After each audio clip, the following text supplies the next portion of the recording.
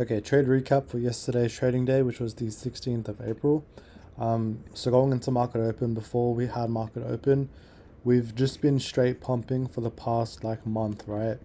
And yesterday we came very close to all-time highs on futures, but for some reason, like on CFDs, we've already hit all-time highs on nasdaq, but I don't know, it's kind of weird that we haven't on futures. But anyways, so we had this big bullish move up without any retracement. So yesterday I was thinking I was open to being short bias for market open yesterday. So I will show you the trades that I took. Market opens around here. So we take out all these lows pre-market, this London low, Tokyo low, but we did have this 4-hour gap here that I was targeting just as a nice retracement area. So now let's go into market open exactly. Market opens here. This should have been the trade that I took, low key. Like, we had this big imbalance here. This was a 15-minute gap, I'm pretty sure. Yeah, we had this nice 15-minute gap, and then as soon as market opened, we tapped into it and just display slower, inverted all these gaps, changing the state of delivery. So low key, oh, they changed this. This looks different now. Anyways, low key, this should have been my short, but I'm thinking, do I want to short off market open like straight away? Probably not. Right, so I waited a bit more. We go further down here, and then we create this like 1 minute fair value gap, right? So let's just get rid of this and let's get rid of the indicator.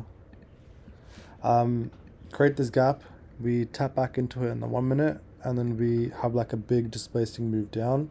So as soon as we tapped into it and I see like a bearish reaction, I went short. Again, targeting these 4-hour lows. Got swept, like price started chopping badly. I got swept out right after.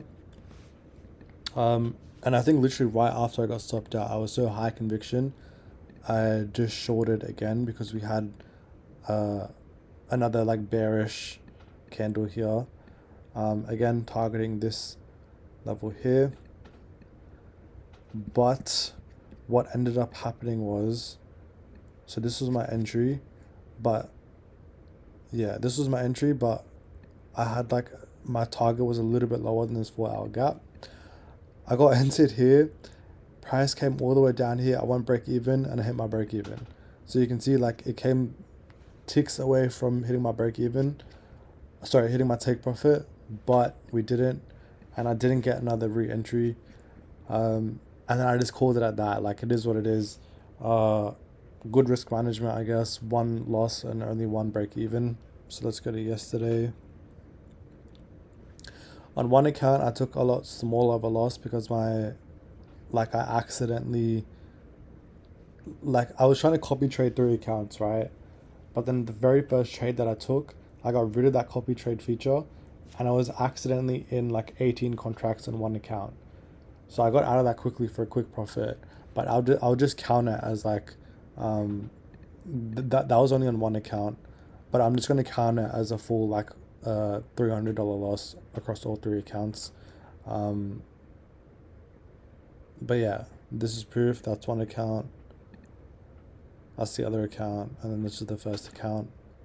I'm just gonna count it as a $300 loss for each account, or however much it was here. 327. So that's what, a little less than $1,000 loss on the day. Not bad. Good risk management again. I'm happy that I stuck to my rules. And yeah, I will see you guys for the next trade recap whenever we decide to trade next.